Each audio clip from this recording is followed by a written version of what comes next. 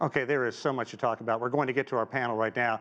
During her distinguished career, Robin Sanders served as U.S. Ambassador to Nigeria and twice as the U.S. National Security Council's Director for Africa. She joins us here in Washington. Robin, thank you. And with us from Dallas, Joshua Olufemi. He is the Program Director at the Premium Time Center for Investigative Journalism. And joining us from where is he coming from? I apologize. But we have Nwokeji. He is an associate professor at the Director of Center for African Studies at the University of California, Berkeley. Thanks very much for coming. Sorry about sort of butchering where you were joining us from. We greatly appreciate it. And also we have Thompson Ayodele. He is the Director of the Institute for Public Policy Analysis based in Lagos, Nigeria. Thanks very much. Thompson, I want to start with you. A lot to get to, a lot to cover. Let's talk about the two candidates, Muhammadu Buhari and Atiku Abubakar. Now, Buhari swept into power 4 years ago, promising to fight corruption, promising to take on Boko Haram. Now, in that time, the last 4 years, Boko Haram has made significant gains, and the economy has done very poorly until recently. What makes Buhari qualified to be president once again? Yeah, President Buhari in the last 4 years, during his campaign 4 years ago, said he will deal with Boko Haram, and he will also deal with corruption. To a large extent, he is fighting corruption in Nigeria. A lot of high-profile cases are now in court. A lot of individuals are now being investigated. So he has made some incredible inroad regarding corruption. With respect to Boko Haram, he has also dealt with Boko Haram, although there are still pockets of Boko Haram activities in northeastern Nigeria.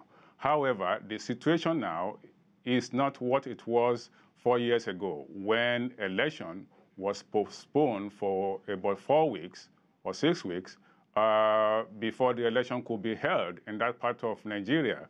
So by and large, President Buhari has achieved 2 of his goals, which he campaigned on in 2015, fighting corruption and making sure that there's peace in Nigeria.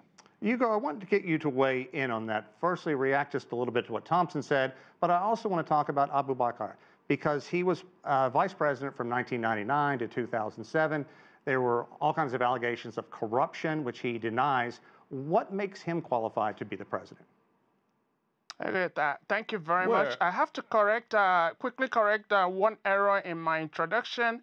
I am no longer director of the Center for African Studies, I have to say. I left that position in 2016, just to make it clear. Okay, thank you. Regarding your question, Atiku Abubakar and Muhammad Buhari come from different worlds. Even though they both come from northern Nigeria, they are both of Fulani ethnicity, and you know, they've all been in power, but they are very, very different in outlook. Buhari is basically a man from the past, you know, who is narrow-minded, frankly, that is not qualified to lead a modern nation.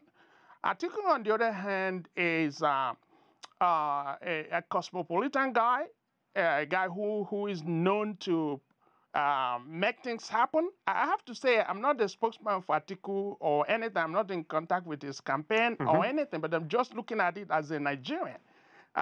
He knows how to make things happen with his you know, experience in business. He has created businesses that work, that employ people. He's a philanthropist. He knows how to bring the country together. But Buhari divides the country, and apart from that, is not conversant with modern, you know, modern economics or ways of bringing a modern nation state together. He has been in power for 4 years, and over that time, the GDP has steadily declined. The Nigerian naira has lost a lot of value. It was exchanging for much less than 200 naira for $1. Now it is 360. And you just go on and on. And this very issue about fighting corruption, which is now Buhari's calling card, I mean, that is actually neither here nor there, because that is a scam. Joshua, let me... Abubakar, yes. Joshua, let me get you weighed in on this just a bit, because we heard Thompson talk about the fact that Buhari's taken on some very high-profile corruption cases. But I want to read to you what one of Buhari's critics, a senator in his own party, Shehu Sani, said. He is quoted as saying, when it comes to fighting corruption, Buhari uses pesticides on those outside his circle, but on deodorant to those close to him. Is there truth to that? That's very correct. Hang on just a second. I'd like to hear Joshua first. Joshua, go ahead. That's very correct. You know, when Thompson mentioned that he's been fighting corruption and you have a lot of high-profile cases, I searched my mind and I couldn't find any high-profile case that has been, you know, successful in the last 4 years. I think you've had one politically exposed person that has actually been prosecuted in the last 4 years. What you've had is situations where, you know, you see a kind of witch hunting where a certain people, you know, are just victimized or are sent to, or are being prosecuted based on their, you know, affiliation or, you know, where they belong to. You can even hear while the campaigns, you know, was going on, where the APC chairman was saying, join the party and all your sins will be forgiven. That already shows you the coloration of, you know, corruption that Buhari's administration is fighting. If you look at one of the major, you know, disappointment of the administration, it is one where people thought Buhari was going to be fighting corruption, but all you have is just height of, you know, nepotism, cronyism, and, you know, sheer lack of regard for the rule of law. Ambassador, I want to get you to weigh in, because when we talk about corruption, we talk about loss of economic opportunities. And nowhere is that more important than Nigeria right now, Africa's most populous nation, its largest economy. That said, 87 million people living in abject poverty in that nation, nearly half the country. How did it get this bad? You've written books on the economy of Nigeria, and what is it going to take for the next president to lift this nation out of this horrific condition? Well, I think the main challenge is going to be job creation. And I don't say employment, I say job creation, because they're two different things. Because job creation brings in the whole idea of small businesses and entrepreneurship. I mean, if you're looking at the population with roughly 72 million plus young people between the ages of 18 and 20 and 35, actually, you have to be able to provide them with an opportunity and hope that things will change for them in the future. So poverty alleviation, job creation, and I want to add to that sort of addressing both the education and the health systems as well, and food security. You have roughly 3 million IDPs in the north. So how do you bring those people back into normal society? How do you make sure that they feel secure, they have food security, they have access to education? How do you take care of your family? Those are issues that Nigeria has been grappling with for many, many years. The main paradigm shift, though, however, is the number of sheer young people that gets added on to that every year. It's roughly, I was told, between 10 million or so every 3-4 years will get added on to that figure. So you're going to have this incredible young population that will have to have a way to support themselves and support their families. And it's got to be, the effort has got to be on job creation, education, and the other health systems that support democracies. If not, you're going to have this reoccurrent poverty cycle that's going to happen from generation to generation. Thompson, I want you to weigh in on that, because the ambassador talked about one of the most pressing issues, and that is the nation's age. Median age is 18, and half of the voters are between 18 and 35. It's estimated the population is going to swell to some 400 million by the year 2050. If you look at these two presidential candidates, they are both in their 70s. Can they relate to a large degree of the population in Nigeria? And we heard this phrase, not too young to run, but we're really not seeing that at the polls, are we? Yeah, first of all, I want to correct some of the assertions that were made in the last speak by one of the speakers. Is that Buhari? Anyway, why I'm not a mouthpiece for any of the campaign, I would like to say that what we have seen in this administration was quite at variance with what happened in the various governments. We've seen a situation whereby people who turn the NSA, National Security Agency, as a piggy bank, we see them refunding money back to the government. This has not happened in the past. I think let us give Buhari his due, right? Is the right credit for doing that. Okay, fair point, but let's move on to the question about the population and how these elderly candidates can relate to the population. Well, the two candidates, we are stuck with the two candidates at the moment. Buhari is 70s, both of them are in their 70s. However, what matters to Nigerians is not the age of these presidential candidates. What matters is how they can put food on their family's table. Government can't create job, is not the best job creator. What either of them can do is to make policies that will make job creation being the focus of their government. When jobs are created by private sector, then individuals who are in private sector, in public sector, will be able to diversify their income and not rely on one source of income. So that means jobs for the younger people 18 and above who are now struggling to get jobs. So basically, either Atiku or Buhari, I think the focus should be on job creation. And how is job created? Jobs can be created through providing an enabling environment for private sector to thrive. And how is the best way to do that? The best way to do that is to encourage small businesses, because small businesses are the engines of growth of any country. Yeah, so again, good points. But Hugo, I'd like to get you to weigh in on this, because Buhari has had 4 years to. We've heard our panel. Everybody seems in agreement. Job creation is going to be important. But until the end of last summer, the economy was in a recession. Only now is it beginning to pull out with somewhat anemic growth of 1 to 1.1%.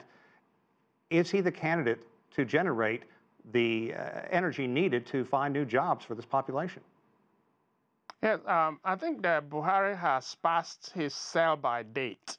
Apart from not understanding modern economic policies, there's no zeal in him. He doesn't have that fire, no fiber. When he was elected, it took him 6 months to put together a cabinet. That is not the kind of mindset or attitude or drive we need, in government. This is one thing that he spent a lot of time abroad convalescing and resting and all of those things. He, as I said before, he doesn't understand modern economics. His approach to economics is to lock everything up. Lock up the money, lock it up, and give your friends the key. And then he's not thinking about basically ways of creating jobs, encouraging the private sector to thrive. A lot of corporations have left Nigeria. So that capital flight is one thing that cannot be happening, and you expect economic growth.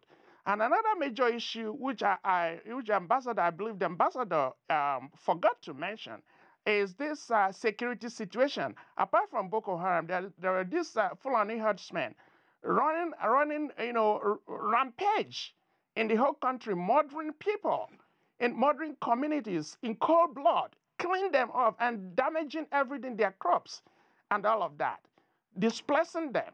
And that has been going on under Buhari unchecked. And then this man wants another 4 years. He's not protecting Nigerians, and he, for whatever reason, has been protecting those Fulani herdsmen that have been running rampage in the country. And at the same time, his other approach to security, the Biafrans, the pro-Biafran protesters, his approach to them is just to shoot them and kill them. And burn them in mass graves. Let me get the ambassador to yes, react to what you just said. You've heard what our panelists are saying. How do you react to that? And with your experience in that country, has Buhari turned the corner? Is he able to build on this this economic growth that he has? Well, there are two things. One, I certainly did not forget about the Fulani and the herdsman issue because it's a key one. But when you asked me about, where you need to go forward, I said security in general, but that includes not just the Fulani and the herdsman issue, but it also includes the Niger Delta. So you've got pockets of restive areas or conflict areas. So not only do you have Boko Haram in the north, but in the middle belt you have, of course, the herdsman and Fulani issue, which has been going on for years and years, but has been really more politicized in the last 2 years than it has. The ethnic issue's always been there. The agriculture, climate change issue is pushing them even further and further to conflict with each other, but it has been politicized even more. Then you add the dynamic of security in the South with the youth gangs and the militia that tend to have even impacted this election in certain states like Rivers and Bayelsa, where some of the ballot papers have been taken away. So I think that in terms of you look at the economic issue that you talked about, no matter who wins, those issues are going to be there. The question is, the voters have to determine who they think who's going to address those issues best. And so those economic issues, whether we're talking about the youth bulge, whether we're talking about how do you further move Nigeria out of the recession, how do you manage and encourage more investment, how do you address the GDP issue and make those growth things happen. That all comes with not only the enabling environment, but that enabling environment has to have the right policies in order to support any private sector issues coming in. They've done some things to make it easier for the private sector, but probably a lot more needs to be done, not only for the domestic private sector, but for FDI to come in. So when you look at economic issues for Nigeria, not only do you have to look at the domestic challenges, you have to find out who is going to be best to put in place the enabling environment, the policy institutions, the policy initiatives, as well as the capacity. There's a capacity issue also in the country. So all those things are connected. And whoever wins will have to address those going forward, or else you're going to have challenges for the next couple of years as well. Joshua, I'd like to get you to weigh in on this as well. And also, we should have been having this discussion last week, but the election was postponed. The Election Commission said it was because of the logistics issue. A lot of other people thought it could have been something else. What do you think about this 1 week delay? Which candidate do you think is going to benefit the most, and how will some of these key issues play into that? Regarding the postponement, I'm not even sure anyone is going to benefit because all it afforded them was just another week to campaign. But looking at the issues, there's something we consider in my organization the 5 fingers of a nation. Of course, you have education, you have health, you have infrastructure, you have security, and then you have entrepreneurship. And so all of these rest on the palm of access and inclusion. And so for anybody that is coming in, we have to rescue the youth population from its joblessness. We already have about 21 million unemployed Nigerian youth. So that's a big problem. But the most important thing is that you must be able to give people access across these 5 important, call it sectors of the country. So access to health, access to education, access to infrastructure. So if you want to improve on this, small and medium scale enterprises, it means that you have to give them access to loans. You want to reconsider financial inclusion mechanisms and interventions that would work. Otherwise, it's just, going back and forth, and we're going to be having our GDP go, 1 spike a year, 3 spikes down every administration, and that's a real challenge. Access is more important. If Buhari comes back, that is something that he needs to rethink. If Atiku gains power, that is something that he needs to be deliberate. Intentional about fixing the issues of access. People can access every intervention or policy of government. So you said you're giving people 5,000 naira every month to take them out of poverty, but people can access it because it's already tampered with corruption. People, so you have a real challenge of access in Nigeria, and until you fix that for any leadership, it's just a waste of the electorate's time and the effort that they put into voting you into power. And that's something that Buhari denied Nigerians. You have, why did we have Biafra come back? About 40, 50 years after the Civil War. That was because the level of access that the North and every other part of the country was having was already, going way, way in extreme. And so that's something that for me is the most important thing for anyone who wins, later today. You just have to give access to people across the most important, economic development, indices. I think our ambassador wants to kind of weigh in here quickly. In addition to the access issue, which is absolutely right, there's the training and the capacity building issue, because you can have access to the loan initiatives and the microfinancing, but it's also training. And what I've done is a lot of SME training, and I'm sure that some of your other, small and medium-sized enterprise training. But you have to have the training. You have to have the training, and you have to build that capacity. So all of those things are connected to the economic profile. And just a little bit on the postponement issue, because I think that you'll see it in some of the results. There are 10 states that have results thus far, and you'll see some of the differences between who actually voted and the number of registered voters that did not vote. Could not come back. Yeah, could not come back. So I think you have a little bit of an attrition issue that will come out in the end, but I don't think it will materially affect the outcome. Okay, for all our panelists, I have a question here, and I'd like you to rank in order of importance. There are 4 items here. Which is the most important for the country? Thompson, I'll start with you. The economy, corruption, fighting Boko Haram, or the country's youth? The economy. What's the last one? The last one was the country's youth. Just rank them in order, though, if you would, Thompson. The economy is at the top. What's second? Yeah, the economy first, the corruption second, the Nigerian youth third. I think the last one will be the last, all right? Okay. And, I'm sorry, go ahead.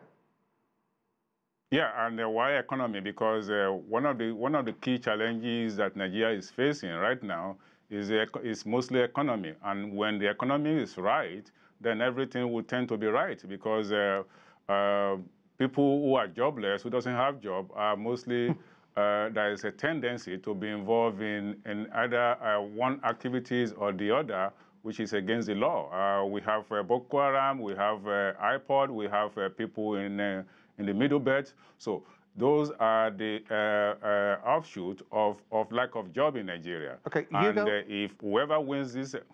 I'm sorry, guys, we're running out of time. You go, out of those 4, rank your top 2, the economy, corruption, fighting Boko Haram, or the country's youth. It's really extremely difficult to rank them. I wish we can have them all at the same time. But what I can say, I would say security, not just Boko Haram. As the ambassador pointed out, it's not only Boko Haram or the Herdsmen, the Niger Delta, the Biafran issue, but apart from that, kidnapping is rampant in the country now. How can you even do anything? How can the economy grow with kidnapping? I was in Nigeria this January, and it was like in a war zone. Fair point. You wouldn't even tell your relative and friends your movement, because they may mention it and somebody else will hear it and kidnap you. Okay, Joshua, that is not the way to go. Joshua, yes. The economy, corruption, Boko Haram, the country's youth, the top 2. It's youth and security, the Boko Haram issue. If you can, of course, the youth population is the one behind the Boko Haram issue. So if you can look at these 2 together, you probably can solve a lot of economic, challenges that the country has altogether. So fix security, fix the challenges of the youth population would determine how economically vibrant you would become. It will also determine, whether or not you are going to be secured, or whether or not, so for me, youth and, security is more important. Corruption is still within the young mind. You have over 70 million Nigerians that are young, and that's, a huge number you want to look at. So you want to wrap everything around the youth life, and you want to make sure that they are secured and feel free to go and do their business. Okay, and Ambassador, your thoughts?